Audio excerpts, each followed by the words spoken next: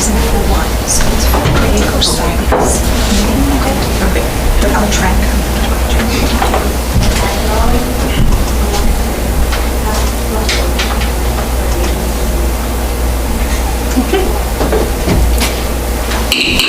It's 1 o'clock and I'll call today's meeting to order. We have an agenda in front of us. Does anybody have any additions to the agenda? I have one. I have 7.5 under new business. And it's regarding waiving the fees for Rocky Search and Rescue for the use of the facility. Okay. Anybody else have anything?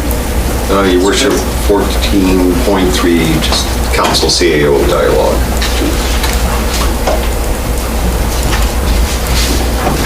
All right.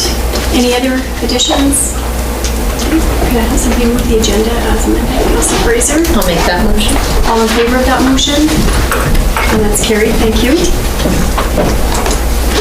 We're going to move on to number 3. 3.1, delegation, community futures. Kelly, would you mind just introducing yourself, Kelly? Sure. Thanks for having me, everybody. I'm honored to be here and happy to talk to you. I think it's been some time since we've been to one of your council meetings. My name is Kelly Kurluk. I'm the General Manager of Community Futures Central Alberta. Good. Thanks and welcome, Kelly. Thanks. And so you have a presentation. What I'll do is just turn it over to you then, and you can start with your presentation. Okay. Again, thanks for having me. I see you have a pretty jam-packed agenda, so I won't take too much of your time, but I do appreciate being here. Like I said, I'm Kelly Kurluk. I am the General Manager of Community Futures Central Alberta. I joined the organization in 2009, and I've been the General Manager since October of 2018. Community Futures. I'll just describe a little bit about who we are, what it is we do. I'm going to skip over some of the slides. I see it was in your agenda package, so you've had a chance to look at everything. I'll update council on some of the things that we're doing currently, and if you have any questions, feel free to just interrupt me, and I'll be happy to answer the questions. Community Futures, who are we? We are a federally funded grassroots program. Our legal structure is a nonprofit organization, and we are governed by a volunteer board of directors. Our funder is Western Economic Diversification Canada. There are 27 Community Futures offices in Alberta. We operate within regional boundaries. There are 269 Community Futures offices across the country. The arm of the federal government, the Regional Development Agency, that is our funder in Western Canada is Western Economic Diversification Canada. A little map here to show our region. We serve 41 municipalities in central Alberta with a population of approximately 180,000 people. We specialize in local partnerships, community projects, and community projects that support economic development and diversification, strategic planning, community project planning, management training, and resource sharing. Our board and staff. This presentation is not updated, my apologies. Our board is comprised of 8 dedicated, community-driven volunteer men and women. Our representation is from Clearwater County, Sylvan Lake, Rocky Mountain House, Penhold, Red Deer, and Didsbury. I'd like to specifically thank the town of Rocky Mountain House and the awesome representation we've had for several years. Currently, Councillor Jason Alderson sits on our board of directors. Most recently, he has been nominated as our vice chair on our board, and prior to Jason, thank you to Mayor Tammy Burke for also participating on the board. So we've had really good advice, support, governance, and guidance from the town of Rocky Mountain House on our board over the last several years. Our office is out of Red Deer. We currently have 4 municipally elected representatives on our board and 4 members at large. We are an office of 4 full-time staff. Our purpose is to empower entrepreneurs. And our focus is on small business. which is essentially a key source of economic growth in Canada.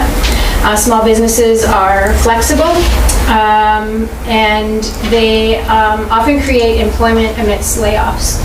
So our focus is on financial and technical support to new and existing small businesses, and to assist them in seizing opportunities.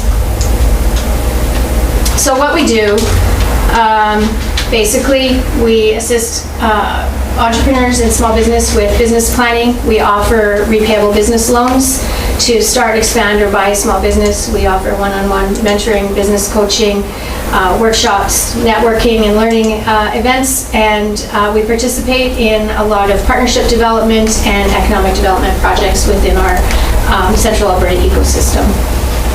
So just some facts on small business. 55% of employer businesses in Canada are small businesses with 1 to 4 employees. On average, 150,000 new small businesses are created in Canada each year. The hard fact is only 51% of these new businesses survive 5 years. Another fun fact, there are 950,000 self-employed women in Canada, which is 1/3 of all self-employed people within the country. Entrepreneurship is the #1 choice for Canadians who want more out of their careers, and currently small businesses account for 77% of all private jobs created in Canada. So how does Community Futures have an impact for small businesses? And this is also a Statistics Canada fact. There was a study which compared the business performance of Community Futures loan clients between 2010 and 2015. And they compared to similarly sized incorporated companies in Western Canada. Community Futures clients consistently outperformed non-assisted businesses. The 5-year survival rate of Community Futures assisted firms increased to 68%. So we do have a good impact. Some of this stuff I can just scroll through. So we're a developmental lender that supports businesses that the banks can't serve. Our partnership and collaboration with the banking representatives in our region is probably the #1 source of our referrals. So we're not in competition with banks. We work in partnership with banks. So we have a little bit more flexible criteria when we look at business plan, we look at financial projections, we look at the management ability, the skills of the entrepreneur, and we also look at character.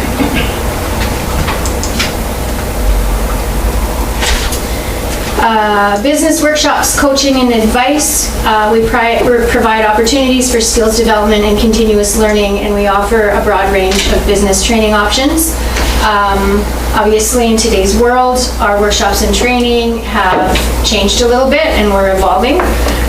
Technology has been really helpful in that realm, and we have really, really good uptake in the last few months. We're busier than we've ever been, just because there's more opportunities coming our way to assist clients. Entrepreneurs with Disabilities Program, in short, we call it EDP. Everything's an acronym. What we do is we assist clients with basically self-disclosed health conditions or disabilities, and we offer additional support. In Alberta, our office won a Provincial Entrepreneurs with Disabilities Award. We were the leader in our province for basically managing this program. In 2019-2020, we assisted entrepreneurs with disabilities by offering them additional financial support up to $28,000, and we supported 14 clients this year. We do have a youth loan program as well. So essentially, youth entrepreneurs have the energy and drive, they have the innovative ideas, and they take more risk. So we recognize that, and we do have a youth loan program. As according to our funder, youth entrepreneurs are between the ages of 18 and 39. So we do have more flexible loan criteria to assist those entrepreneurs.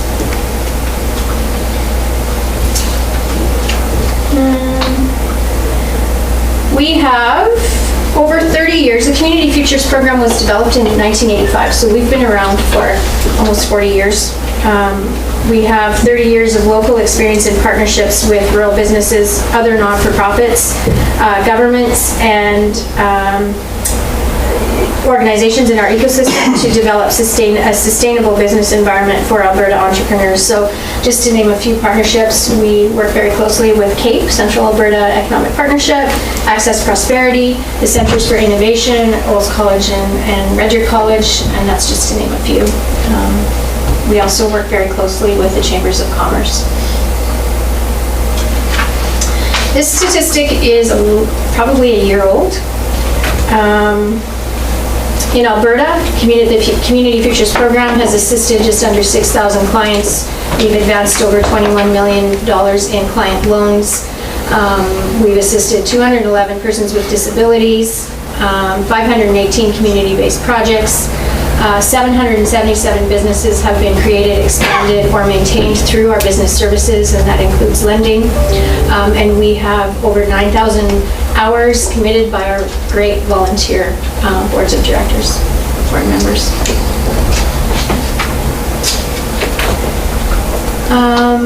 Year ending March 2019, I have more up-to-date statistics. This is our annual report from our latest AGM. And I have enough copies for everybody if you want to look at this past fiscal year's statistics and where we're at as of March 31st, 2020. So I'll just leave that here for everybody. But since 2002, specific to the Rocky Mountain House area, we've advanced $2,039,000 in funds to Community Futures clients in the communities of Clearwater County, Rocky Mountain House, Caroline, Nordegg, Alhambra, so within your trading area. Loans ranging from $5,000 to $150,000. Our loans and business services in your region have served 109 clients in that time to assist with business startup, expansion, equipment purchases, leasehold improvements, and working capital. I wanted to speak a little bit about the Government of Canada COVID-19 Economic Response Plan as well. You may or may not know that through the Supports for Business through the COVID-19 Economic Response Plan, the Community Futures Program, including our funder, which is Western Economic Diversification, received $962 million in funds through the Regional Relief and Recovery Fund, RRF. Our office specifically in Red Deer, serving the Central Alberta region, received $410,000, which we dispersed very quickly in a matter of 6 to 8 weeks. Within the region, we had all of the money dispersed to our applicants. We, in your area specifically, within the region that I just specifically talked about, it's just over $200,000 through the RRF program that was advanced to this region.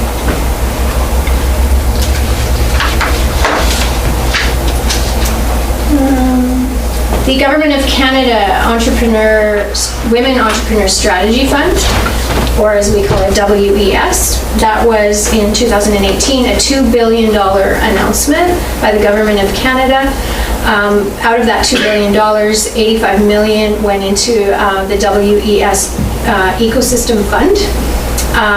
Our office applied for funding through the WES Fund, and essentially that money, we created a program to assist women entrepreneurs, specifically the underserved Indigenous community.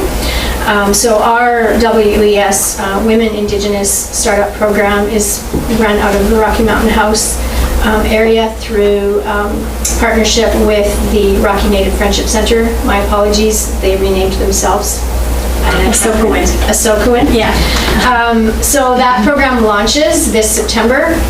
We received additional funding. I just got approval last week to, in response to the COVID-19, we will be also doing virtual activities, and we'll have a virtual platform for this program as well. So we have really good uptake with this, and so I think our total funding with the new COVID-19, additional funding is just under $300,000, which will be injected into Rocky Mountain House.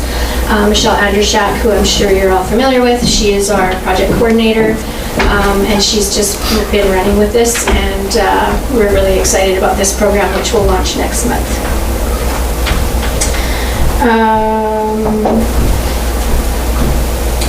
Also, we will be launching this fall a early stage entrepreneur training program called Smart Start.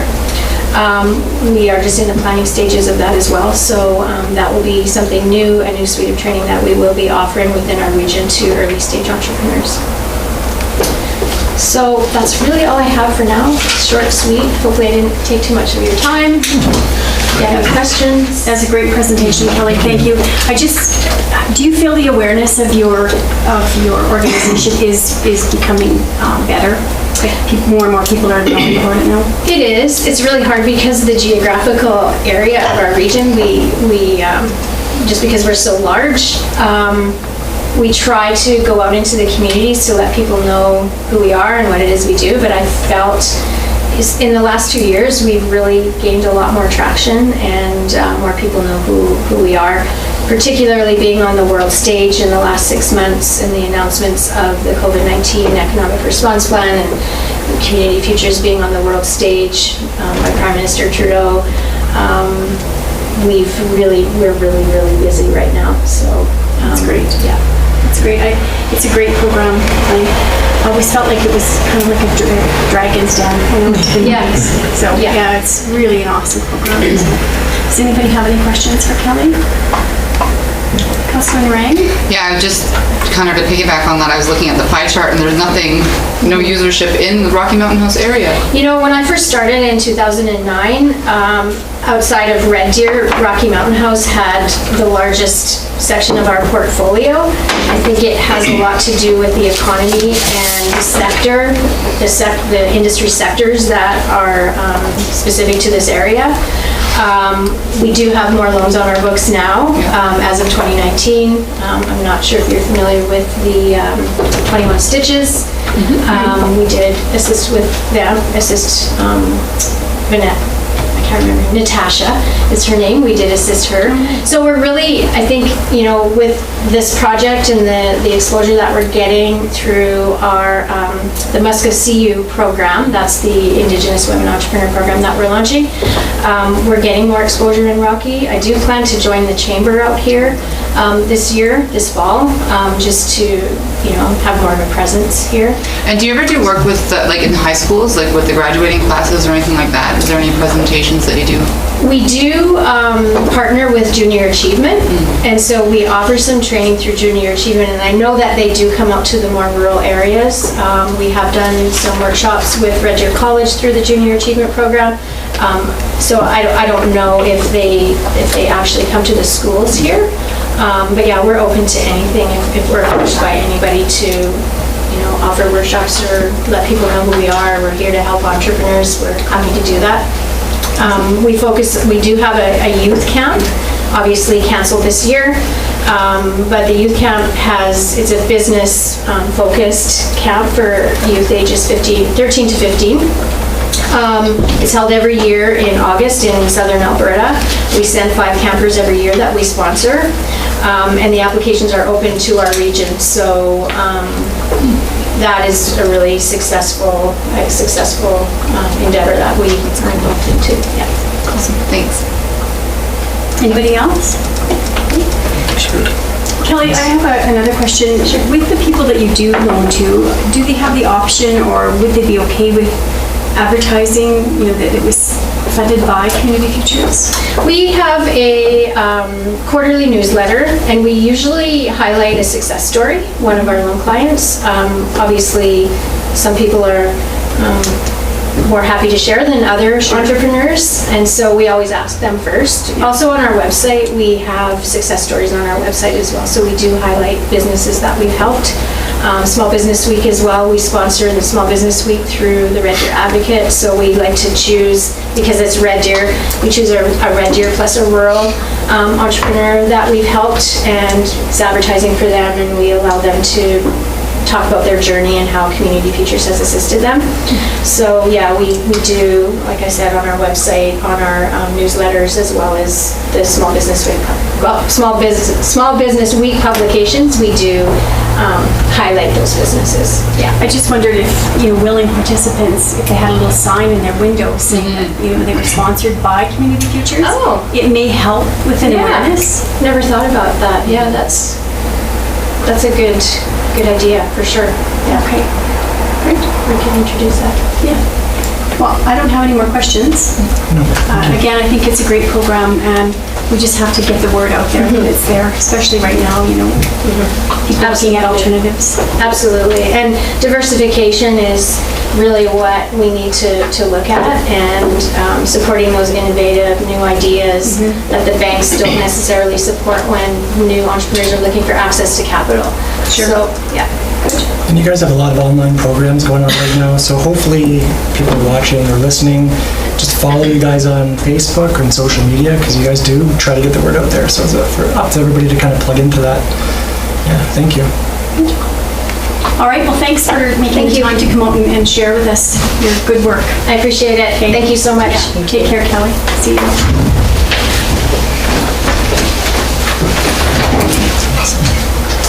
Okay, so we'll move on to 3.2.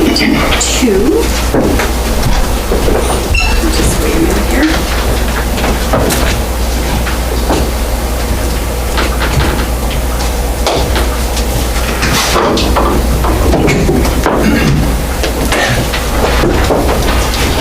Right, see ya.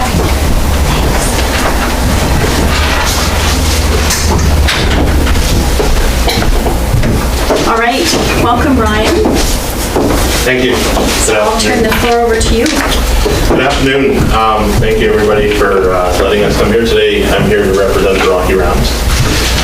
We would like to start by thanking everybody in this room, the town staff, and everybody in the community for your support this past season and into what we have moving forward for the season this year. We are 100% nonprofit, and without your guys' support, the community's support, we wouldn't be here, we wouldn't be moving forward. So we'd like to give you guys a brief little update on where we're at with the team, the community team, the Rocky Rams.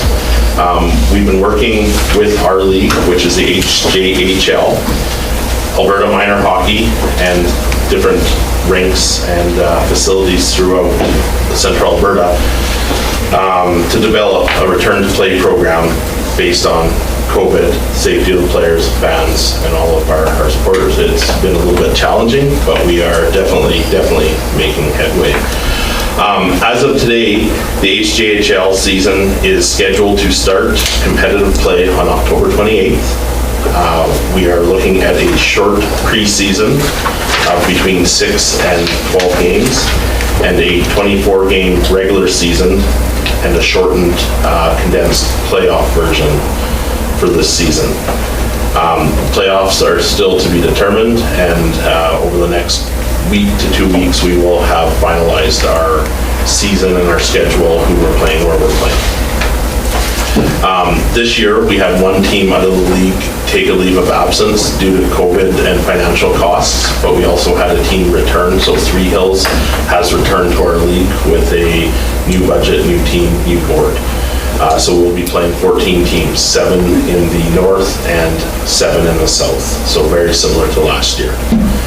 We are working diligently to develop safety and COVID plans to allow fans, players, and our supporters to participate in a safe way while eliminating the risks and hazards associated with COVID-19. And I would like to thank the staff at the Rocky Arena. They've been very helpful with us on this, and are, in our opinion, taking a proactive approach to moving forward with everything. So why we're here today is we've got two requests, and in all honesty, two kind of stretched into a little bit more when we have you here, but it's still based around the same thing. So number one request that we're here for is we asked that the council, town, everybody here, investigate and develop a plan to address the change room situation on the Bunch Arena. The Rams organization has in the past met with you guys and discussed this We are looking for the ability to facilitate a room for our club as well as options for other user groups there. Especially with COVID right now, the small, tiny rooms are very, very outdated, and I'm sure every other user group can attest to, between 6 and 8 people now can only use these change rooms, which isn't going to be acceptable moving forward. We have slowly started our fundraising in hopes of being able to work with the town or different user groups to put that money towards change rooms, dressing rooms, or a room for ourselves. We were also made aware that there is the old ice plant room that may be available for a storage facility, which right now the Rocky Rams have a hallway that is 3.5, 4 feet wide by about 12 feet long, that has to facilitate all of our safety equipment, our gear, our jerseys, our skate sharpener, all of our tools, and it's just not big enough. We may do and are willing to continue to make do as long as we can, but we do have money set aside. If that room is available, we would look at putting that money towards developing a better storage facility.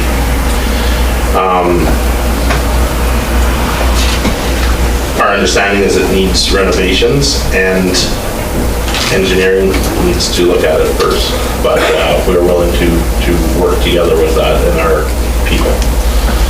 The second request we have is in regards to the ice in and the ice out dates at the arena. So we would request the possibility of extending the ice out date this season, the 2020-2021 season, by up to 2 weeks. Our understanding is that ice typically goes in mid-August, end of August for that period of time, and is until the last of March. This year, with the new plant coming in, there's also a 2-week delay on top of that, which puts some user groups a little bit behind, and we're trying to compress where we are. The extended ice by 2 weeks would, I think, help a lot of other ice user groups, not just the Rocky Rams. The second part of that is ice out date, the ice in date for the 2021 season. We would ask that everybody looks at putting ice in earlier, as early as the beginning of August. This year, the Rams themselves, we've been trying to facilitate, get ice in other communities around, from Penhold to Red Deer to Sylvan Lake, and found that most communities are booking their ice a year to 2 years in advance with their hockey schools, and other hockey schools are reaching out further and further from the bigger centers trying to facilitate this.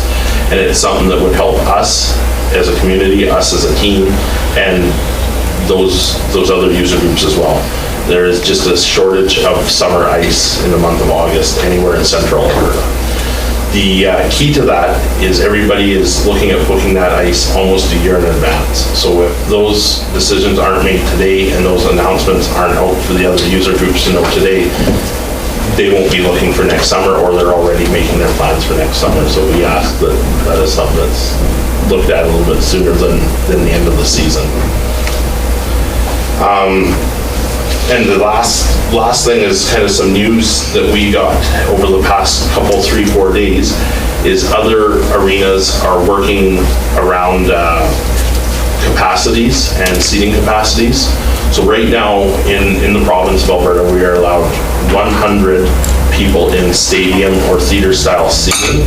A lot of the bigger groups that have their Junior A, Junior B, WHL teams are looking at breaking down their arena into separate groups, like a Section A, a Section B, a Section C, where they're able to facilitate a space in between them where they can have 100 people in this area, 100 people in this area, 100 people in this area, to help the teams that rely on gate fees to operate. Us as the Rocky Rams are a 50-50. It's our gate fee mixed with our community partners, which allows us to operate. So if we are limited to only having 100 people there, that's going to tax our other means of income harder. So we're hoping that the town would look into this as well, seeing if there's a possibility to have separate sections dedicated in the arena to up the capacities, as other towns are looking at doing.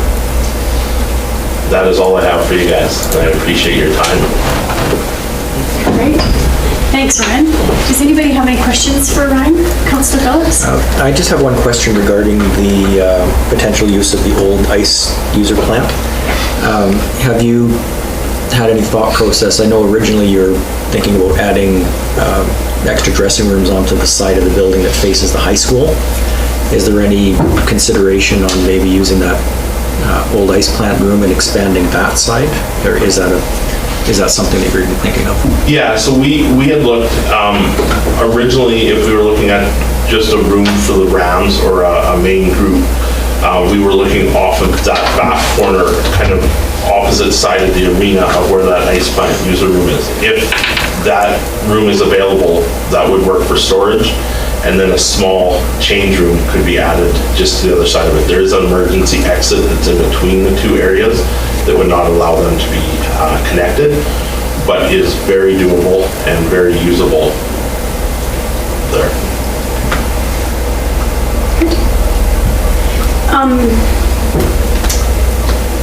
How many, so you're saying 6 to 8 people are only going to be allowed in those change rooms now, or?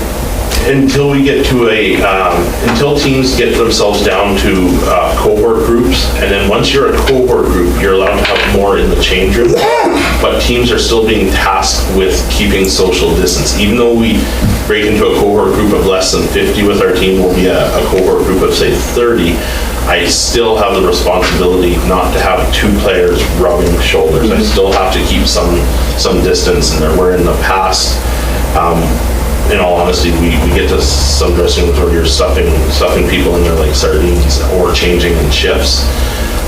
Right now, with only the way the return to play rules work, we're only allowed those dressing rooms for between 10 and 15 minutes prior to our ice time. So if I'm trying to get 10 players dressed and I got a team of 20, I got to get those guys dressed in 7.5 minutes, get them out into a hallway where the other seven go in. So we are facing some challenges and going to be working through them.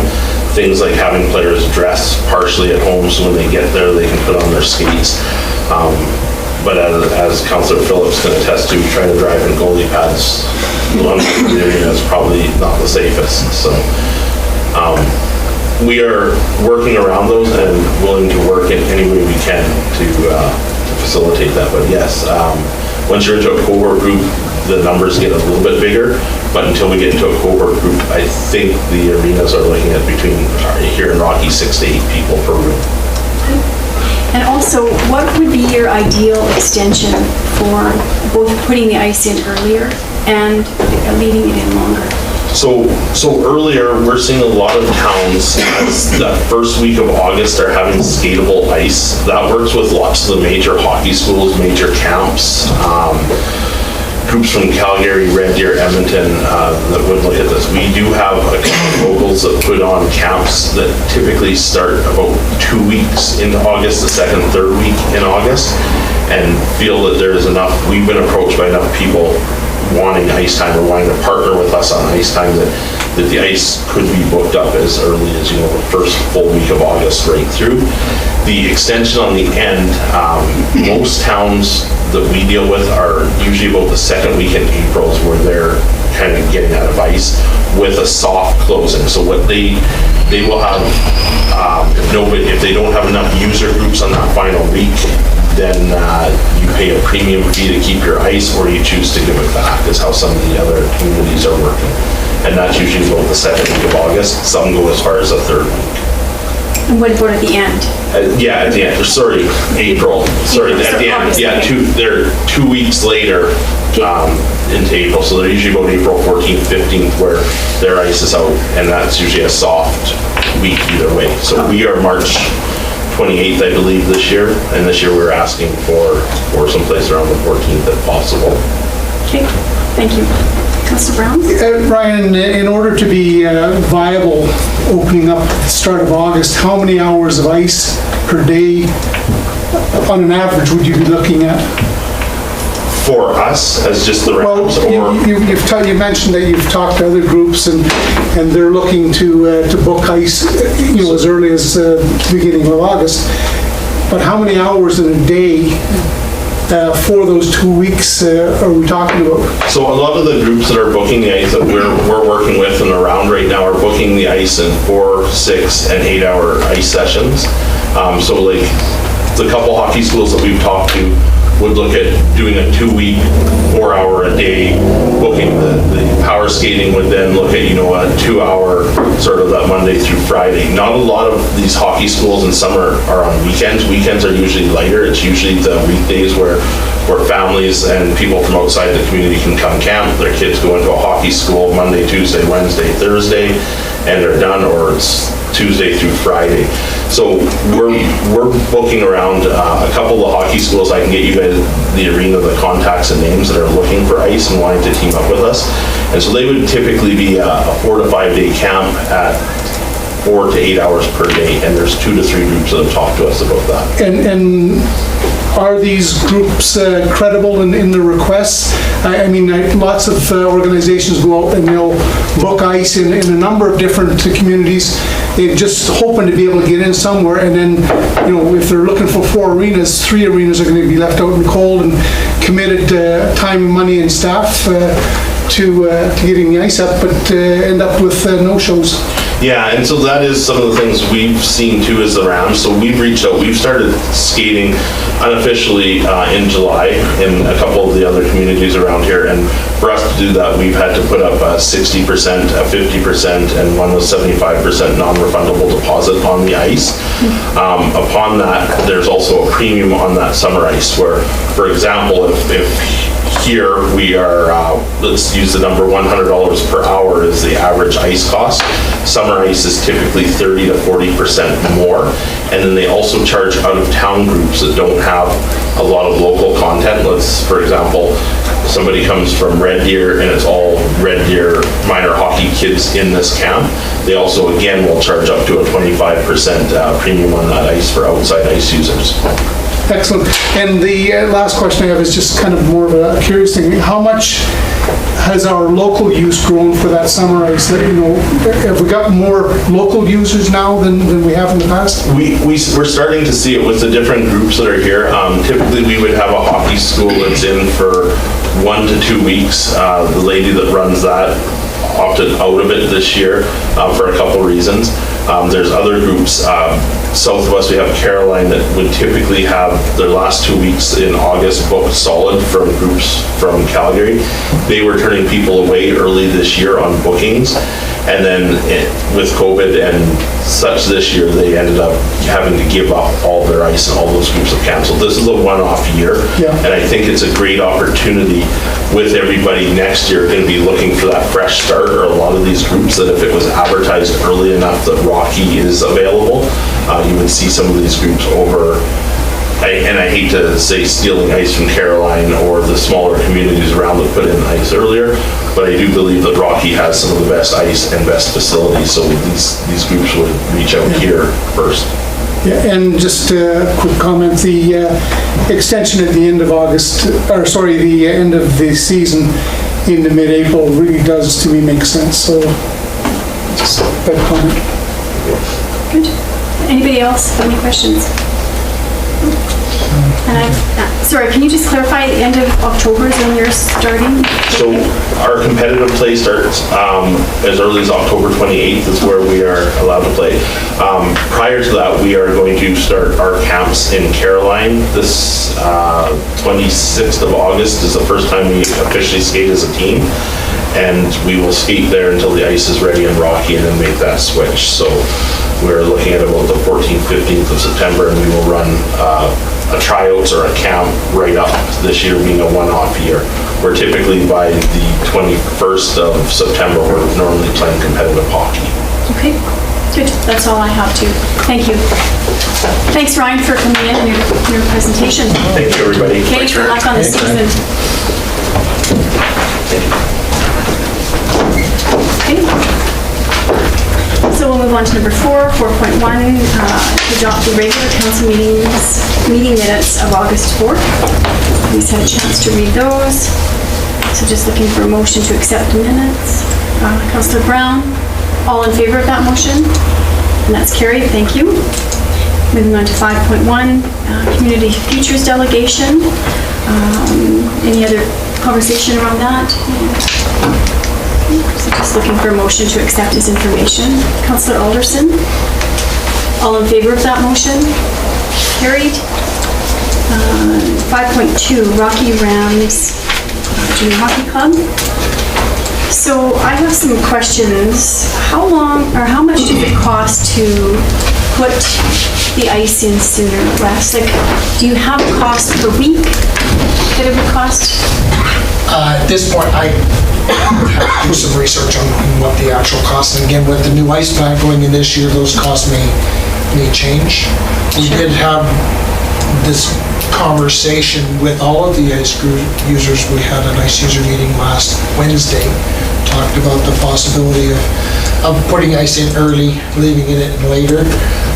Certainly I know that our arena manager has already started reaching out to his contacts with the possibility of, if we extended the ice season, what would that look like, and then already looking at planning for next August, if we were to put ice in, and we would have to do, again, a cost analysis of what that looks like in the community I was in previously. We had a policy in place that in order to extend or put the season earlier, we had 2 ice surfaces, and we were looking to sell 12 hours of ice combined to make it financially feasible for us to do that. Okay. Per day? Yes.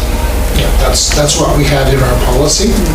So again, when you're dealing with a hockey school, it's 2 ice surfaces, or if you have multiple users, it can happen. And hockey schools typically, as Mr. Stronach said, that they're midweek, and the weekends are transitions where people, if they're camping or wherever, come into your community or leaving your community on a Friday, come in, set up camp on a Sunday, and start running those camps midweek. I think it's a really good opportunity for the town of Rocky to promote ourselves as a summer destination to come camp and throw your kids in hockey school. Yeah. I also had a question about the figure skating club. Would they have an interest as well in summer ice? Or sorry, not summer ice, but longer ice? Longer, this year I think there's a possibility. I know some of the clubs, figure skating being one, they still are waiting confirmation from Skate Canada as to whether or not what their program is going to look like, and whether they'll be allowed to run a program. Both the figure skating club, speed skating clubs, they're still waiting for direction from their provincial bodies as to what that looks like. Hockey Alberta for minor hockey, certainly for the junior Bs, they're a little further along. Okay. Okay, thank you. Councillor Phillips? Just from my experience spending times in the rinks like the Eckvilles and the Carolines and places like that, they are seeing much more of an influence of the Calgary and Edmonton leagues coming to use their ice simply because there is no ice in those areas.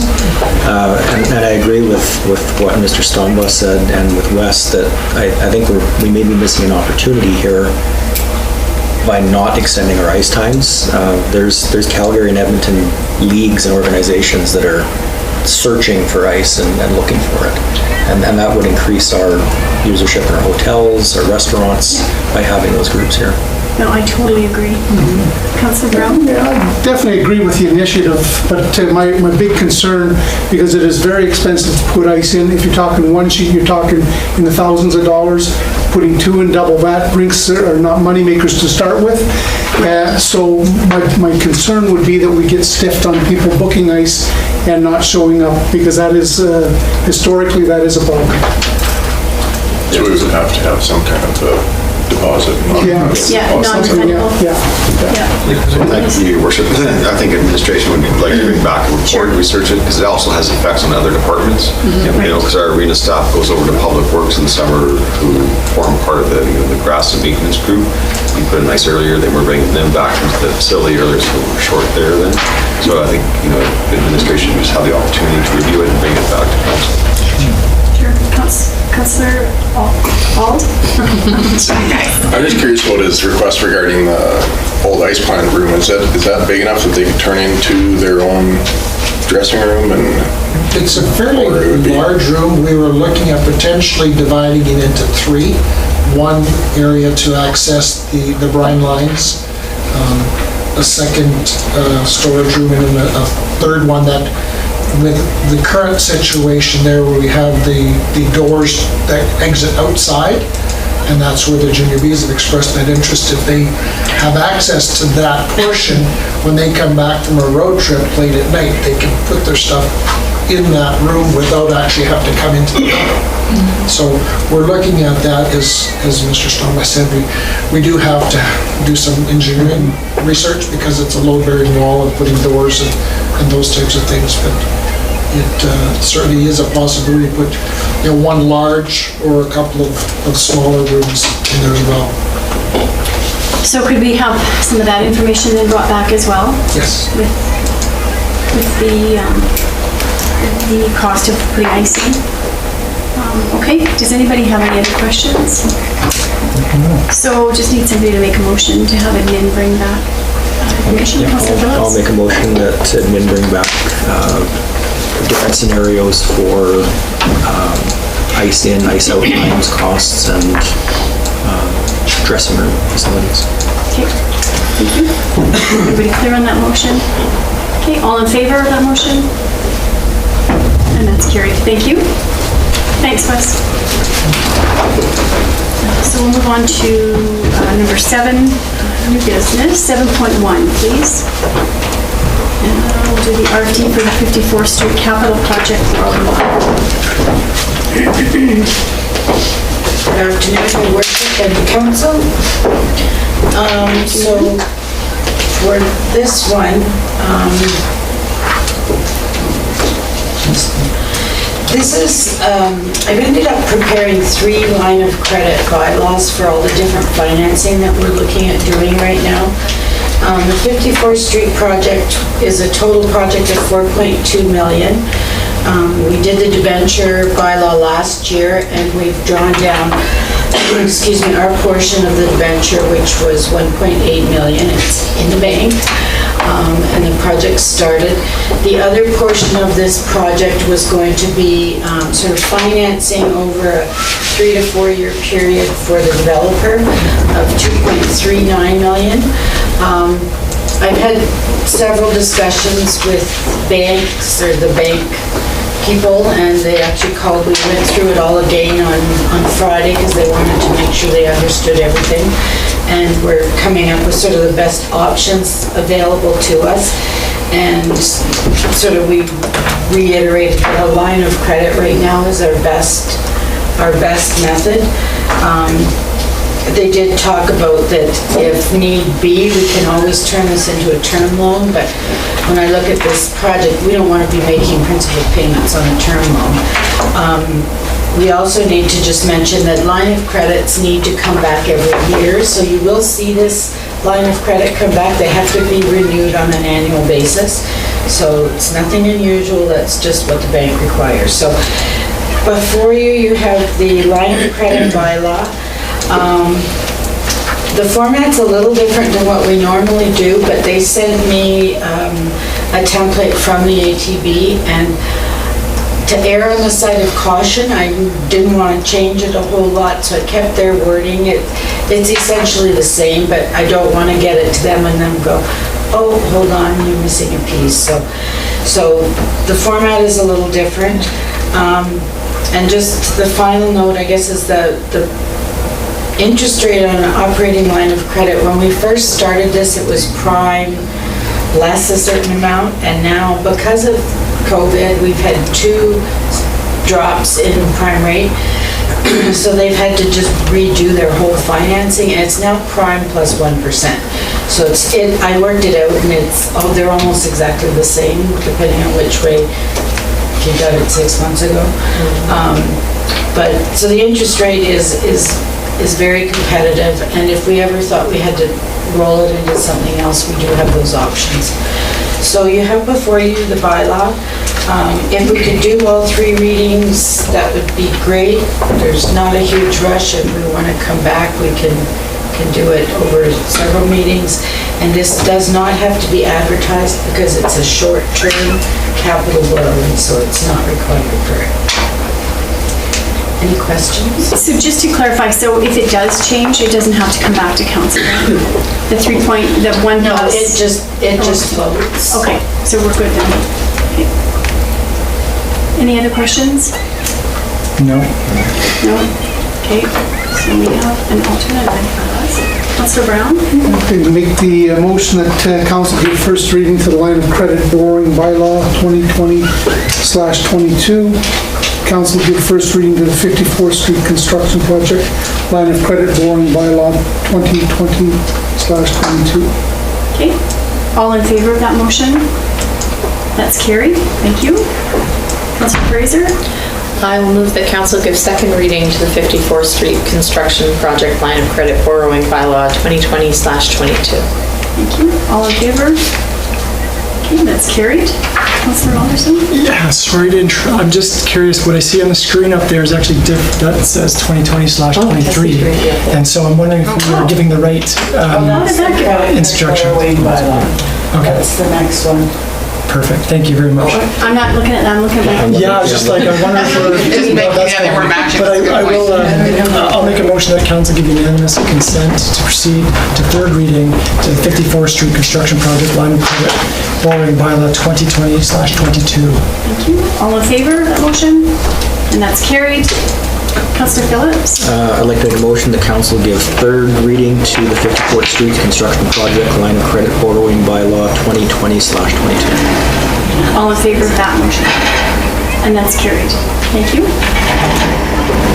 Okay.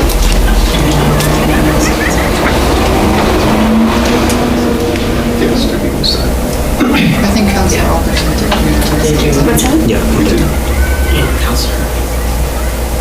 Alderson made the third? Yeah, Or sorry. Unanimous. Unanimous consent to make the third motion. third motion. Okay, we'll move on to 7.2 then. The credit card line of credit bylaw 20. Look on the screen. I can probably do it. Sorry. So this is another bylaw before you for the line of credit for the credit cards. The reason I want to do a separate one for this is when we did the first SEEP one back in the fall and I sent it into the bank, he was like, oh, well, I have to take the 40,000 that's for the credit cards out of that. So they need a bylaw in place to cover credit cards, which kind of throws a wrench if you're using something for another purpose. So I thought the best thing to do is to have its own separate bylaw. It will come back again every year. And we're also trying to eliminate the issue of where if you're out somewhere and your limit is exceeded, your credit cards are all frozen. Currently, we have a pooled limit of 40,000 and the individual limits range anywhere from 500 to 10,000. But the individual limits, if everybody goes up to their limit, we will freeze. So if we do a bylaw that's for 100,000, that will cover the limits. The collective limits are 95. So basically, it's the same format of bylaw, just dealing with credit cards, and then that will hopefully eliminate that issue that has happened to me over the years several times, so it's always a source of frustration. Okay. Any questions? No. No? Okay. Councillor Alderson?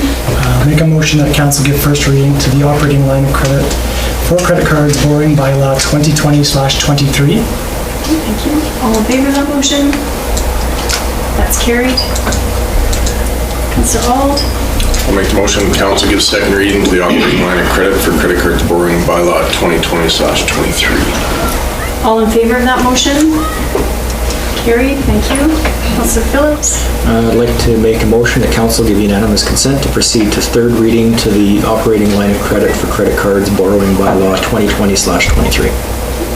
Councillor, all in favor of that motion? Thank you. Councillor Narang? I just want to get in the minutes. Sorry. You're going through 1, 2, 3 sets of questions. I know, it's hard to see. That council give third reading to the operating line of credit, I'm in the wrong one, aren't I? No, I'm in the right one. You're right. That's right. Operating line of credit for credit cards borrowing bylaw 2020/23. All in favor of that motion? And that's carried. All right, They're in the minutes. Evidence I had wrong. thank you. Thank you, Ms. Quinlan.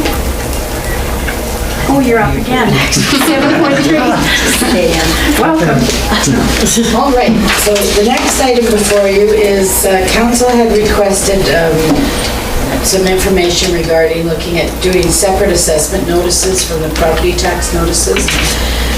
We had our assessor attend our meeting earlier this year, and there was a discussion about it. So we've done some research and brought back some discussion for you.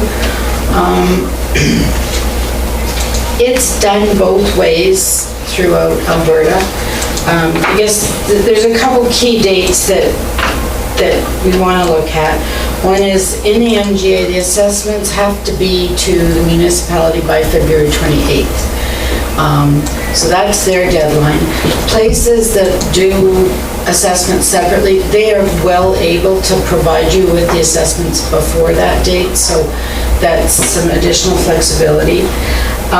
Once an assessment notice is sent to property owner, you have 60 days to appeal the assessment. So, and it's actually, you have to give them longer because 7 days is considered mailing time, yada, yada, yada. But now, once the assessment appeal period is closed, then they can't appeal their assessment.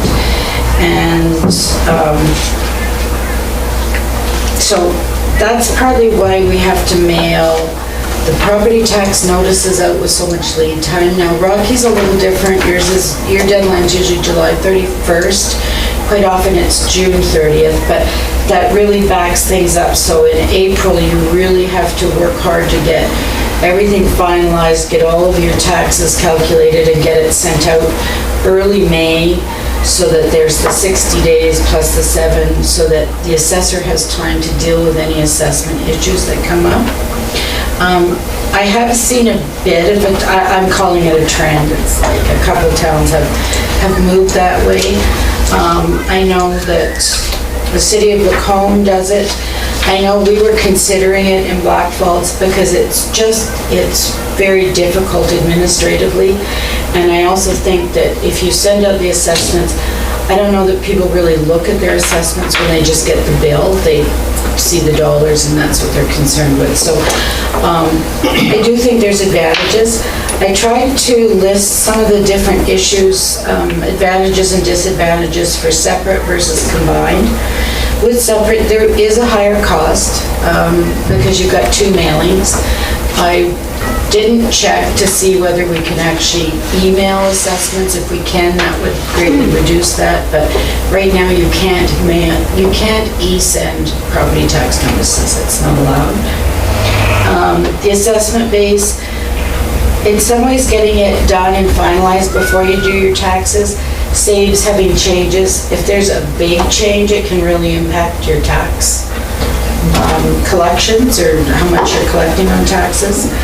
So the property taxes, again, it just helps. The notice, the assessment, and from the assessor, he kind of feels that there's a bit more focus on the assessment if you send it out just as an assessment. Sending 2 notices, it does spread it out a little bit for administrative staff.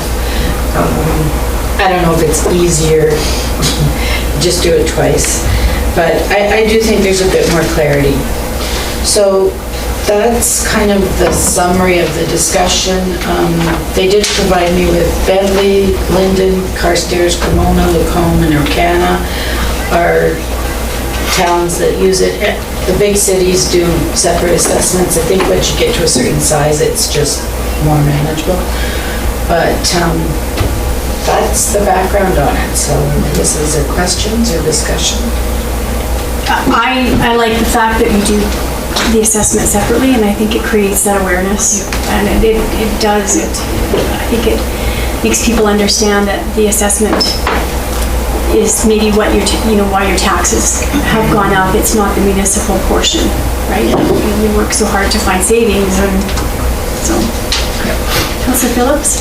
I like the fact that we are looking at separating the 2 of them because even though they are tied together, they are separate issues. Didn't mean to hit your panel there. the assessed value is the assessed value. If you have a problem with your assessed value, you can address that at that time.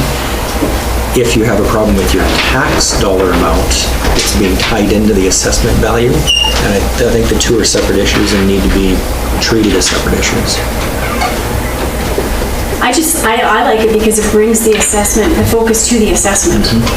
And I think it's just another way to have people look at that. I know we had talked about bringing this before the assessor suggested it and you requested it, so we were looking at it as well. I would like to see if we could email assessments. If we can, we will, but I'm not sure if the assessments are allowed. I'd have to look. Yeah, with a receipt, a send receipt or a received receipt, something like that. Councillor Fraser? I think it would be really good to send them separately and closer to the assessment date. I know that it's in the summer that the departments are working on their budget, then council sees it in the fall and it's approved, and then the assessment is done at the end of December, and then you don't see that assessment until oftentimes when people get their assessment and their taxes in May and June, and a lot changes in the economy, and I think as it goes along, it kind of includes them in the process, so they can look at the assessment, they can understand when that assessment was done and why that assessment was done, and it's totally separate from, I guess, the emotional impact of taxes. So I like it. Any other comments? So what would you? Councillor Long? Wishes? Councillor Cullen? Okay, there's no further discussion. I'd like to make a motion that council move to prepare separate tax assessment notices and property tax notices for the 2021 taxation year. Great. All in favor of that motion? And that's carried. Thank you. Thank you. How are we doing? Should we just go on to the next one, or we? Good? Give anybody a break now, they might not come back. Keep on rolling. Okay, so we're gonna move on to 7.4. Face covering discussion. So.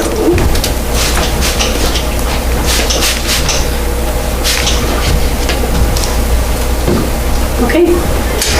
Councillor Alderson brought forward a notice of motion last discussion to the possibility of looking at making facial masks mandatory. And this is to discuss today. So I will open the floor. Councillor Alderson. Yeah, I think there's been a lot of questions wherever somebody stands. Like, the reason this is brought forward is because there's those that were wondering why we never discussed this earlier. And there's still those today wondering why we were discussing it at all. The reality is it's a hot issue. There's things going on in society. And, what kind of council would we be if we were not discussing things? And so it's important because people land on both sides of the fence. Personally, I just really appreciate the passion that the people of Rocky and the area have, just the fact that they are actually paying attention to what's going on here. That's fantastic. I don't even know if people could name councillors before that. And I do want to thank those that actually communicated and had dialogue that was respectful, because that wasn't always the case. But it's a discussion. I think where a lot of people maybe misunderstand is there's not been like today we can make a decision, but there's not been a decision, it's a discussion. I should say also, I see there's a letter in here, and considering the amount of official correspondence, I find it a little bit odd that there's one letter in here at all. But anyhow, I think, we've heard from lots of people sitting on both sides of the issue, and for myself, I hear an overwhelming majority of people saying at this time, no masks, continue along unless AHS says otherwise, and I'm hoping today that we just simply accept it as information through our discussion today. So just to clarify, that letter came in after after you noticed the motion? Yeah, and it was here before Wednesday? Yes, that's correct. Town C received several emails and letters, and all of those were forwarded on to council, so they were made aware of. Yes. It just wasn't in time to be put into the agenda package. Sure. Councillor Phillips? So, I mean, obviously, we're discussing this today, and that this, as Councillor Alderson alluded to, is a very hot topic, quite hot topic. Decisions that Edmonton and Calgary make and decisions that Rocky Mountain House makes are made based on different criteria, different decisions, different emotions. We haven't had a lot of cases in Rocky Mountain House and still don't have a lot of cases, even with the influx with people driving through here going out west during the summer. If there had been a lot more cases, this would probably be a different discussion. But with the very low amount of COVID cases in the Rocky Mountain House area and Clearwater County, honestly, I don't see the need to be mandating anything right now. That unless Alberta Health Services mandates something, that's fine, that's a different story. But from what I'm hearing from the public of Rocky Mountain House and the number of emails we received, it's an overwhelming response that people don't want to have masks mandated unless Alberta Health Services does that. So the message was received loud and clear. And again, a decision made in Edmonton and Calgary is a different decision that needs to be made for Rocky Mountain House. So that's my 2 cents. Councillor Fraser? So I did want to point out that there are guidelines from AHS as to what they consider putting in a danger zone, or they call it putting it on the watch, and that's 50 cases per 100,000. So for our area with Clearwater County with 20,000 people, that's 10 active cases. And you're correct, we haven't reached that. We haven't been close to 10 active cases. I think we've got 3 to 5 total, but not all at the same time. So I agree that statistically, right now, that it doesn't make sense to have a mask mandate. And I think there's kind of a very different feeling and a very different threshold for mandatory masking in an area versus voluntary masking and encouraging that. And I think what concerned me about the mask debate was that it kind of broke into a dichotomy of, yes, we should have masks and they should be mandated, yet if you're for masks, you're for mandating masks at all junctures, or no, you think that this is not how we should go and that masks are some external emotional signal of the collapse of society. So I don't think that either of those ends makes any sense, and that's not the situation we have here in Rocky. So I think it's good that we're having the discussion, because I don't think it's a yes or no kind of question. It's a, let's look at the data, let's make good decisions for Rocky and area with the information we have and with the guidelines from AHS. And it isn't about how people feel about it, it's about what a good decision is, and that's a good decision. So just to clarify, when you say debate, mask debate, that was a social media debate, because this is the first time we as council have to. Yeah, no, so just, I guess the debate at large in the community, in the letters that came in on, just, I guess, yeah, the larger discussion around masks, not just in Rocky, but everywhere is kind of grappling with that right now. And we have followed AHS guidelines, and we have currently 0. I think this is a very fluid situation. It could change. We could be told, in a week from Alberta Health or the government that we have to do something different. So for us to mandate, I agree. I think at this point, it makes sense to follow what the professionals are telling us to do right now. Councillor Auld and then Councillor Brown.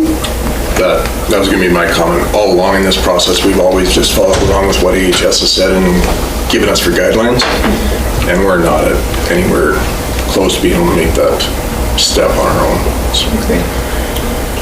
Yeah, and my comments are more or less the same as Councillor Auld and the mayor's as well. I just would like to make sure that we're consistent in how we continue to approach COVID issues. Yeah, I agree. I think the problem has been in this whole pandemic have been the inconsistencies, and I would also like to say, I would hope that in this community, we respect those that do want to wear a mask. And there should be nobody shamed because they want to wear a mask. I believe that if you choose to wear a mask, Or the other that way. should be respected. Or the other way, yeah. Absolutely, both ways. There should be nobody shaming anyone. So, Councillor Narang? Yeah, I just wanted to, essentially reiterating what everybody else is saying. To this point, we follow what AHS has to say. 2 meters apart. If you can't maintain 2 meters apart, wear a mask. Yeah. Wash your hands, do those things, right? So, I mean, we are in these seats to consult with professionals and make good decisions based on the information we've received from professionals, not pseudo-scientific internet web searches that people want to depend on, and that's fine. But for us, I think we follow the direction, we're consistent, we do what AHS says that we should be doing, and I think that's the best approach, and that's what we've used so far. And yeah, be kind to one another. I mean, my goodness, the vitriol on social media this week because we asked to have a conversation at council was so disheartening and so disappointing, to be honest. Yeah, this is responsible Yeah. to have this discussion, and it was necessary. It was. And again, we have to be prepared if something changes in a week or 2 weeks. We have to make different decisions. So, Councillor Brown. I just wanted to thank the public that, at least those of the public that reached out respectfully. There's quite a difference between what each of council members have gone through, and my comments that I've received have all been respectful, and I really appreciate that. Councillor Fraser? I wanted to just continue on that point. I absolutely love that people were fired up and wanted to contact us and communicate with us. I was a little disheartened to see our business community kind of being used as a bit of a political football. They don't have any control over what AHS has mandated. They're following the rules, and it kind of upset me to see that people wanted to use the livelihoods and the lives of their fellow neighbors as a political piece of leverage. And so I have no problem with me being contacted because I'm at the table having this discussion, and so I have to stand by my decisions, but businesses at large don't deserve the threats that I have seen thrown around, so. Councillor Narang? And I think further to that, if we get put on the watch list and AHS happens to mandate mask wearing in our community, and that has nothing to do with Rocky Mountain House Town Council, we cannot be threatening our businesses that we're not going to be shopping locally. That was also horrifying. And it would be a very unfortunate consequence of... Nobody wins. Exactly. Those are our friends and our families and our neighbors, and we need to be supporting them. And a lot of places you can shop online locally, so let's keep that in mind, right? So if you don't want to be out, call your businesses and get them online and help them. For sure. So, yeah, if we're done discussion, I'll make a motion. I'll make a motion that council maintain the current situation in which the town monitors and follows the provincial rules and guidelines. Of course, these vary depending on situation and the phase 2 opening of businesses. Currently, any enforcement required is done by the AHS and OH&S. The town's peace officers no longer have the authority to enforce any COVID measure.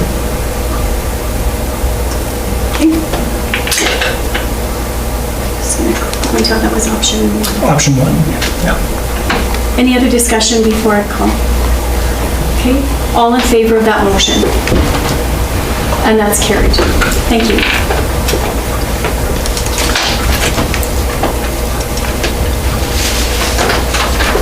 Never even heard.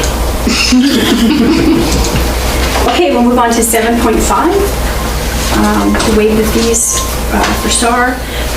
Rocky Search and Rescue had reached out to me on the weekend requesting the use of the subway room, and that's for tomorrow, August the 19th, to debrief from a situation or a call they had a week ago.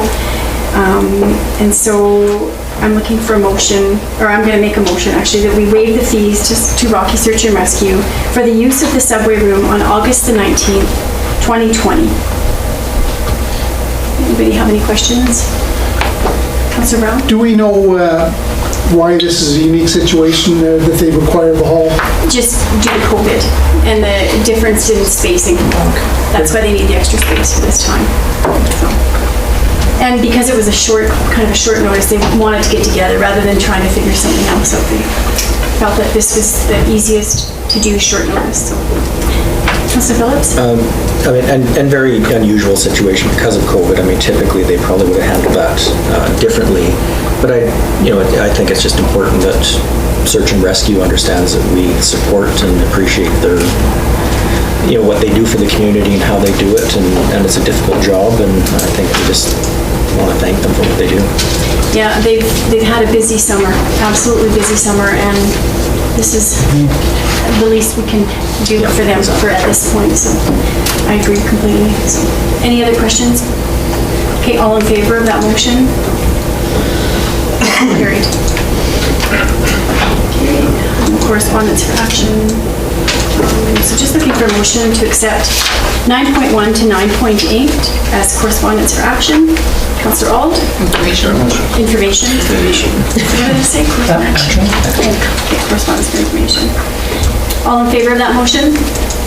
Okay, and that's carried, thank you. It is 2:15 and I will call a 5-minute break. As we all know, Holly Dean's reported. Yeah, super long. Sundry fires were fun. Oh, the fires? Fires going on? No.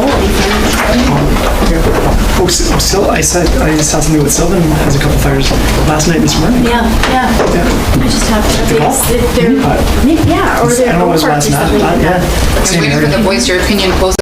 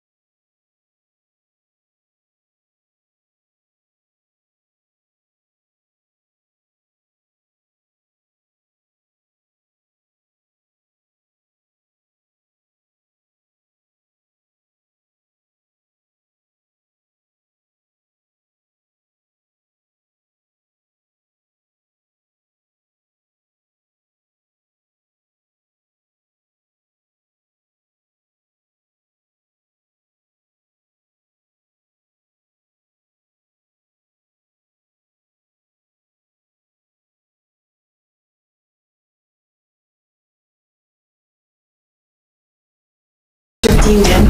One of us didn't shut the I'll take We need a it. button at the mayor's desk. Yeah, that's right. I think it was me. Yeah. Okay, it's 2:21, and I'll call the meeting back to order. We'll go on to 10.1, CAO report. Thank you, Your Worship. Just quick synopsis of the last month. So I had meetings with Empachan Disposal Council on waste management options that we are exploring at this time. Quite a few meetings with legal counsel on the RAZA agreement, which I can update council later. Met with the homeless group yesterday. They are still trying to make progress on a homeless shelter in the town, and they haven't really advanced very much since their meeting with council. They're still trying to develop a business plan, a financial plan to bring back to council. They did give me an update on their MAT program, which is out of the Rock right now, and they've had 3 patrons utilize the service since it's been open. Met with the Emergency Advisory Committee yesterday to review the Emergency Social Service Plan, and that'll be coming to council probably September 1st is our target date for that. Attended the Community Showcase meeting to review options for the fall event.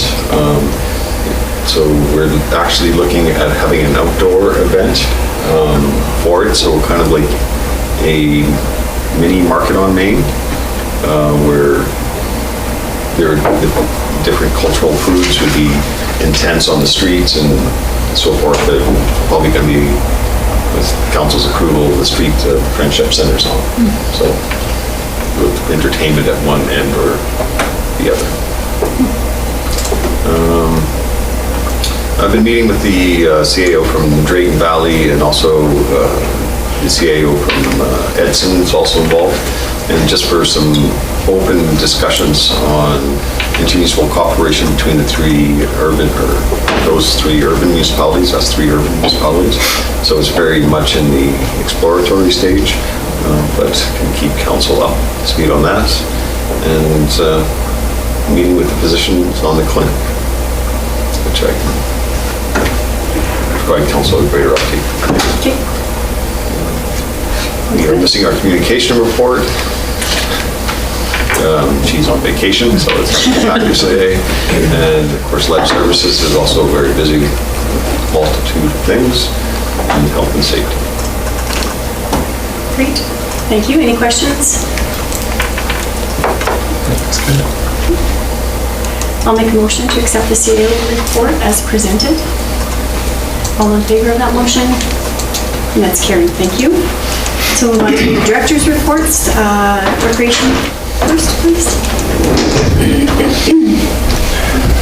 Good afternoon, Your Worship and councilors.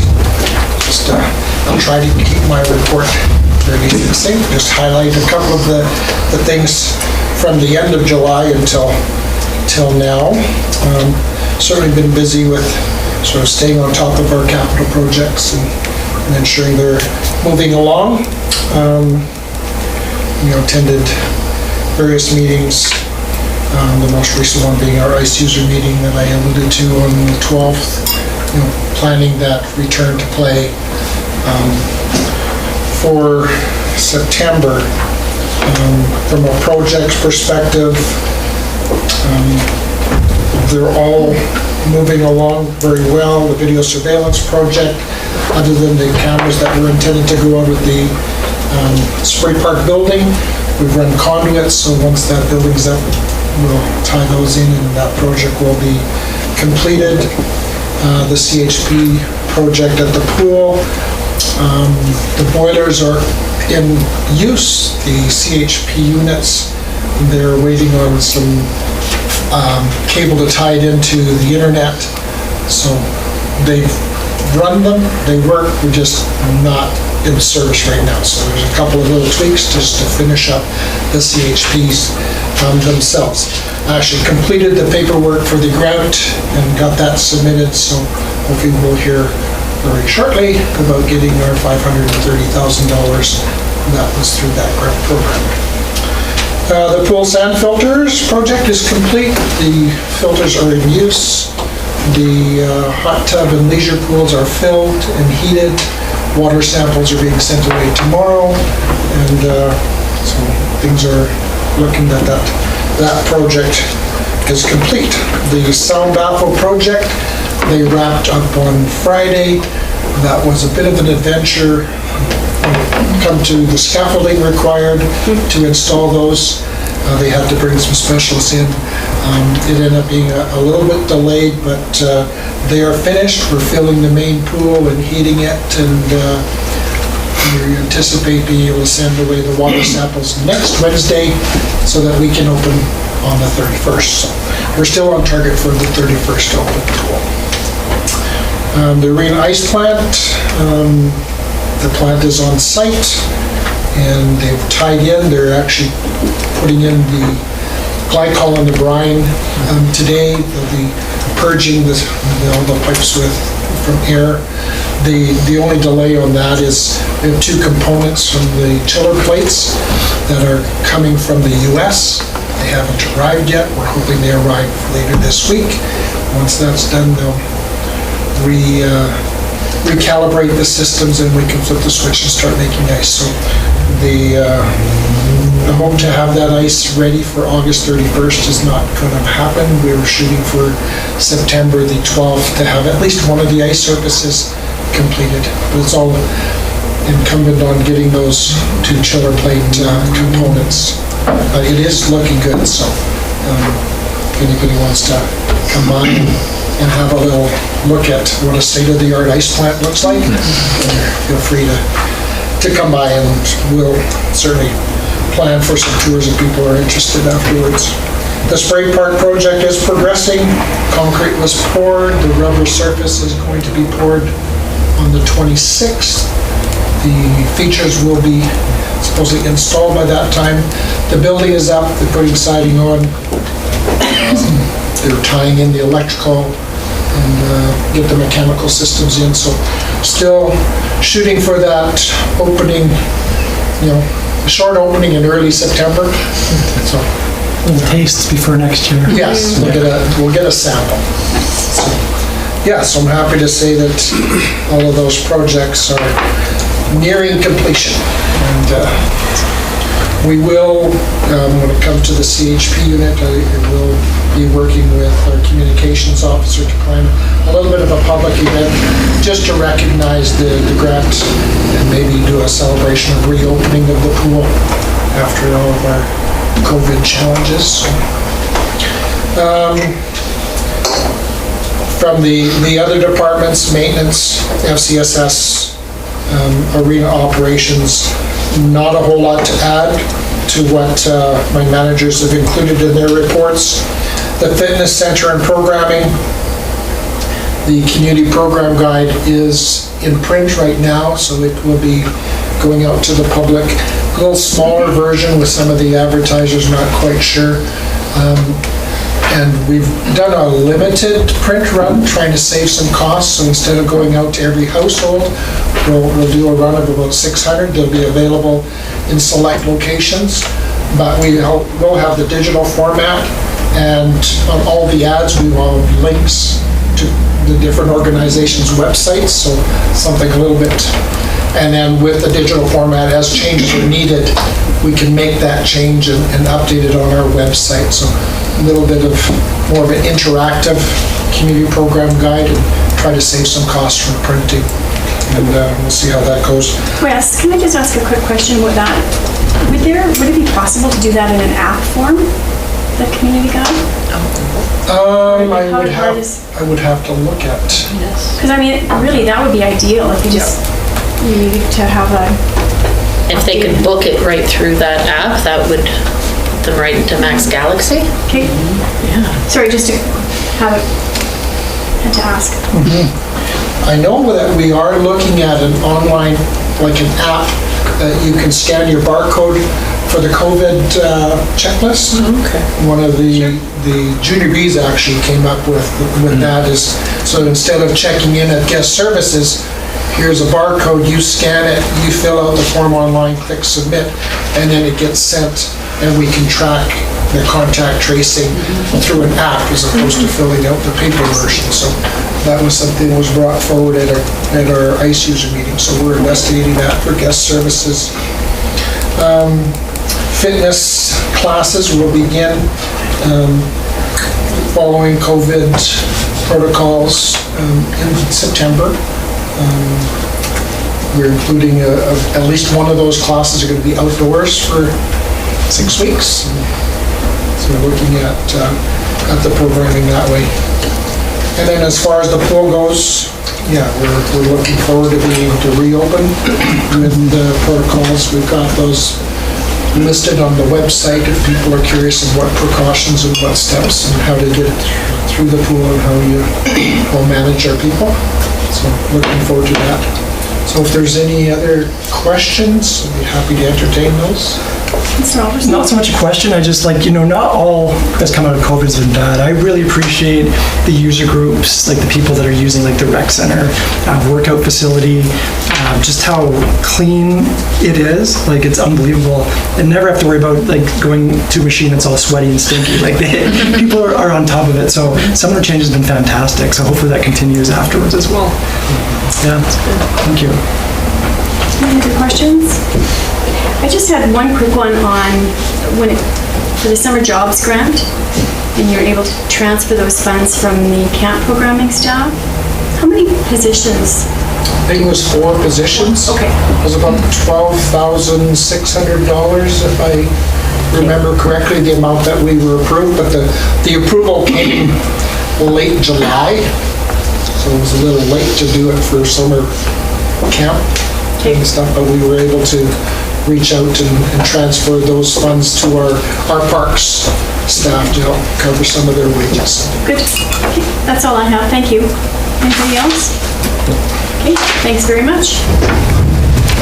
All right, we'll move on to corporate services.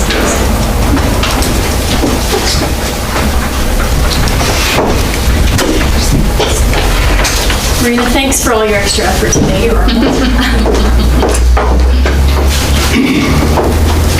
Just sit like this and don't touch anything. Go ahead. So we've been just really busy, I think, more positioning ourselves for finance. Maybe I should start in September. We're wrapping up the chart of accounts. We did the revenue and expenses. We're looking at doing the balance sheet on the long weekend because you can't have anybody in the system. So we'll have all of that transferred. We've got a project person from Diamond now because we're building the bridge so that the Diamond information will be uploaded. I'm not sure if we'll do it daily or at least weekly, so that's in progress. We've been meeting with Questica on a weekly or bi-weekly basis just to finish the implementation of operating and capital and get everything in. We've had several training sessions, found them really, really useful. Diamond is so comprehensive that even if you've used it for 5 or 6 years, to go through the training session, you find all these little things and it's like all these aha moments. So it's been really, really good. We've done TCA and we're going to do property taxes probably in the fall. And again, the integration, working on the FCM SEEP grant with various staff, but really with Renee. We're just wrapping up the 2019 financial report for submission, so we're hoping to have that done either by the end of the week or early next week, and starting to look at budget. Okay, any questions? No, I'm great. Thanks for the report. Okay. We'll move on to planning. Is that you, Mr. Krause? Oh, that's No, Ms. Johnson. Welcome. Thank you. You're stuck with me. I'll do my best. So we'll cover economic development and tourism first. And so we wanted to highlight that the Rockies Passport to Shop Locals program is going really well. And the draw date is August 27th, I believe. So that's been really good for the community and local businesses. And as well, the Eastern Slopes municipalities, which includes Hinton, Edson, and Whitecourt, had a meeting on the 6th of August and just discussing different projects working in conjunction on a grant for Through Travel Alberta. And as well, there has been more information sent to the foreign investment specialist promoting Rocky Mountain House, such as craft brewery, coal industry, and tourism. Did anyone have questions about any of that? I'm good. Anybody else? Under planning and community development, we're still making a few changes here and there with the LUB, but hoping to bring it to everyone, our council in October. That's the plan. Legal has just checked it over, so we're just going to possibly make a few more small changes. And we're also working on the Creekside Pilot Project, which is going to be starting on September the 1st. And the notices will go out to the citizens the week of starting in August the 24th. You mean that's the speed zone, right? Pilot project? Is that? Yes. Yeah, for the reduced speed, Right. which I believe is 40K. And the development permits for 58 A Street have been submitted, so that's moving along. That development is getting all their permit applications in. The next thing was the Centennial Campground Open House is scheduled to be on September the 16th at the Community Center, so just discussing kind of a summary of everything and all the information that's So it's really nice too that we're now accredited for all the disciplines with the safety codes, so the gas, plumbing, and electrical. So far it's going really well. It's a smooth transition, so yeah, definitely happy that we did that. Have you had much feedback from people that have used it? Just inquiries where some of the local contractors were using other contractors, because of course IJD has the contract with Rocky Mountain House, so just them switching over, which is really not anything that's a big deal for them, but just kind of them asking about it, so that's about it really. Yeah, it hasn't been a big deal. And I'll just move on to protective services unless anyone has questions about any of that. Anybody? No. So the peace officers did their joint task force with Clearwater County on August long weekend, which I do every year. And of course, this year was probably a little bit different, but there was still lots of tickets issued and lots of officer presence on that weekend. And so as far as tickets go, it looks like there was 45 issued for the month of July. And a lot of tickets, they're noticing have no insurance and no registration over the last couple of months. So, not good. And How about these two here, going 96. 50 zone, almost going double the speed? They should have lost their license. yeah, so it says that there could have been mandatory court issued for those. $400 ticket. And they were over for $400. So, yeah, that's pretty crazy to go double the speed limit. That's pretty high. So also the general complaints phone number has been in service now, which is working really well, and it's making it more efficient and streamlined for the peace officers so they can do their job better. So we're really happy with that.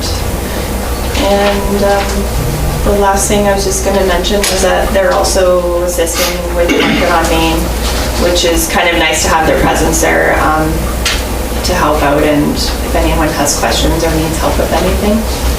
So that was the total of my report, if you have any questions. Anybody have any questions? Okay. Thank you very much. Thank you. Good report. Okay, So we'll move on to engineering and operations.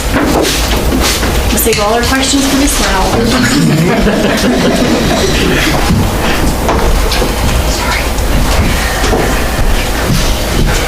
Worship Council. Oh, some highlights. Walk and trail upgrades on Highway 752. The design portion is completed. Having a few issues with CN again, so we won't be paving or doing any work within the right of way this year. If you've been out in that direction, you've seen that the mailbox has been moved, which was right by the fire hydrant just north of Pudgy's. That's where we're gonna start our paving. And go into the south, which is probably the worst section of it anyways. And then continue on with the paving next year.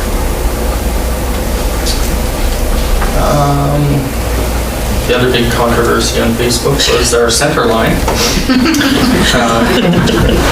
We contacted the contractor and they were quite disgusted with their staff, so they brought them back and they ground them down and repainted better lines. So next year, if we get them back, they'll be paying more attention. How does that happen? Like, that was so obvious. Honestly, I don't know, and he couldn't tell me either. Oh, There was a okay. couple suggestions thrown out, but I can't talk about that here. Okay, That's when you gotcha. see the pictures like you had one job to do. Lines, guys. Yeah, and you know, if it was in one spot, kind of have to Yeah. expect that, but darn near every street they went on, it was back and forth, so. As Charlene mentioned, the Creekside speed reduction, we are going to be putting up a big sign and the speed signs on Friday, this Friday, in anticipation to Monday. All the notices will go out on Friday as well.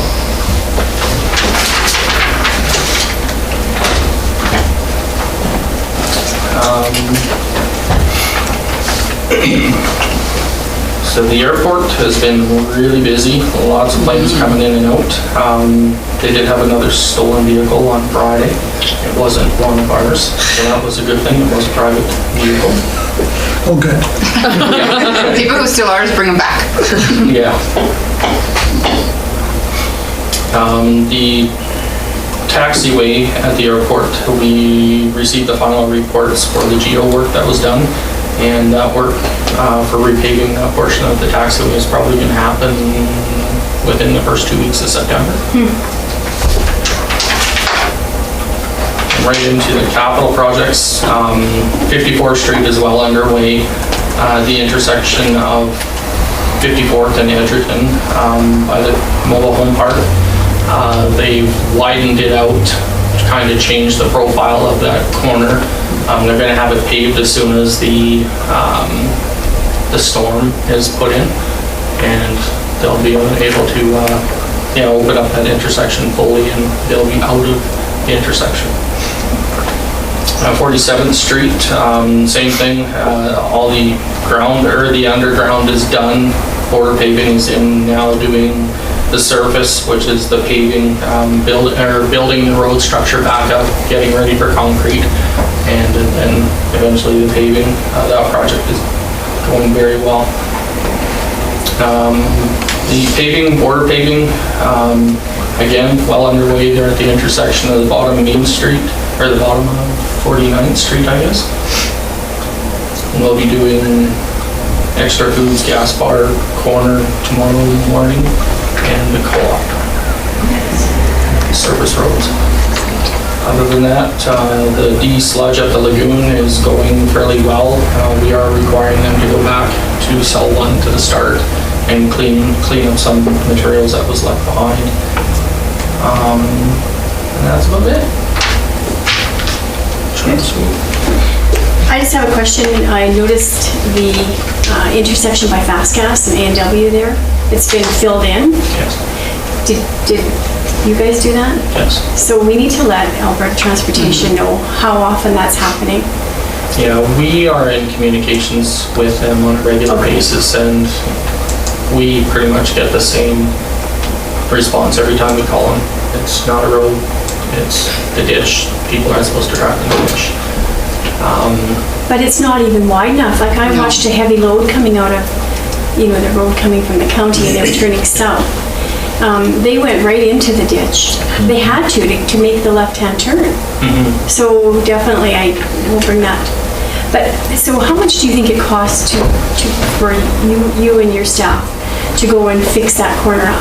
Like, is it a full day? Is it a half day? It's minimal, we're talking in and out half hour is all it is. It's more the materials that we're using. Right now, we're currently using used asphalt, so our millings, they pack better than the gravel, and when people try and make the corner, they skid, which causes the ruts and the holes, and then the rain comes and it's a circle. But yeah, we don't spend a lot of time there, but we shouldn't really be there because it's not ours. No. But we do understand where the residents are coming from and why they're getting frustrated as well. Yeah, it's exciting to see all the intersections that are being done right now. There's certainly definitely need, so thank you for identifying those ones.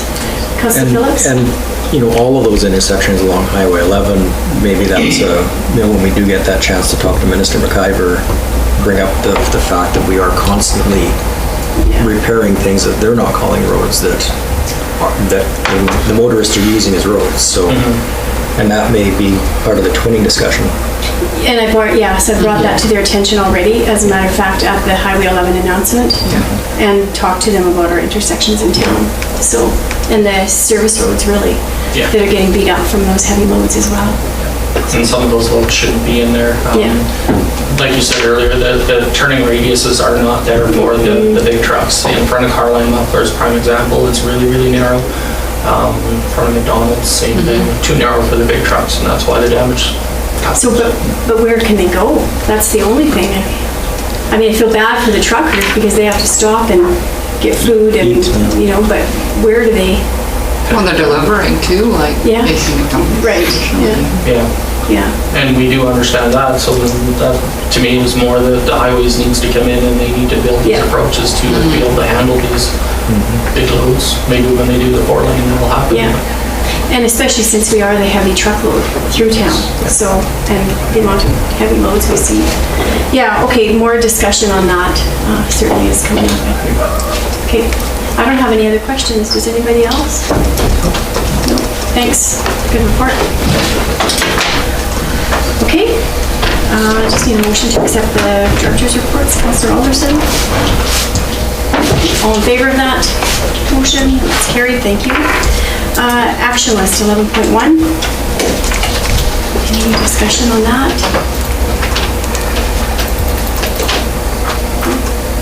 Anything we need to point out? I don't have any questions on it. Okay. Motion to accept the action, Councillor Narang. All in favor of that motion? That's carried. We'll move on to administrative inquiries. Does anybody? Councilor Fraser? I got a message about spray painted arrows on Main Street, and so I actually went and had a look, because I said, well, the arrows on Main Street. I didn't know there were arrows on Main Street. So they're spray painted on the ground, and I gathered that it's for Market on Main direction, and depending, I know we're almost done Market on Main season now, but maybe for next year, I know that we have all of those great animal hoof prints and footprints that we have on our walking trail. If maybe we use those same, would it make sense to use the same stencils so it isn't a freehand arrow on our beautiful Main Street, which is a jewel. Anything's possible. Any other administrative inquiries? I am going to ask about our service level review. Should we be looking at when to plan that? Your worship, that's on my list to talk to council today. Okay, good. Thank you. Okay, any notices of motion? Okay. Not. Okay, it's 2:51 and I'm going to call a 5-minute break. Thank you. You read my mind. I was thinking of the service level Oh, were you? as Oh, well, okay. but I was holding off until, Beat you to it. Cool. We have a phone call. 3. Anybody want Maybe to? to stick around? Should pass it. You can stick around for the phone call.